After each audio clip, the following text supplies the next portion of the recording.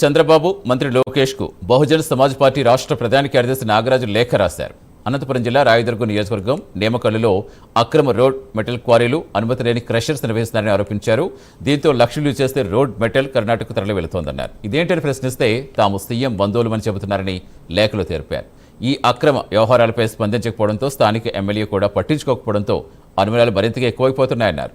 నేమకల్లో జరుగుతున్న అక్రమ road metal quarry కార్యకలాపాలపై సమగ్ర విచారణ జరిపి అనుమతి లేని క్రషర్స్ తక్షణమే నిలిపేసి సీజ్ చేయాలని కోరారు.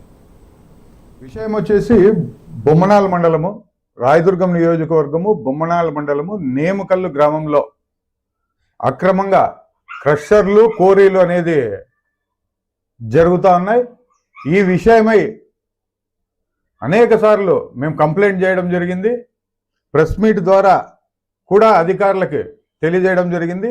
ఇంతవరకు ఆ క్రషర్ పైన ఎటువంటి చర్యలు కూడా అధికారులు తీసుకోలేదు. అందుకు ఇక్కడున్న అధికారులు ఎందుకు తీసుకోలేదు అనేది మేము బహుజన సమాజ్ పార్టీ తరఫున అడుగుతున్నాం.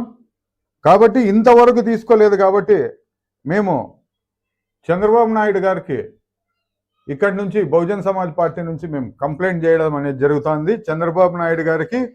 అదే విధంగా మైనింగ్ జియాలజీ డైరెక్టర్ గారికి కూడా మేము కంప్లైంట్ చేస్తూ ఉన్నాం. లోకేష్ గారికి కూడా కంప్లైంట్ చేస్తున్నాం ఈ విషయం పైన.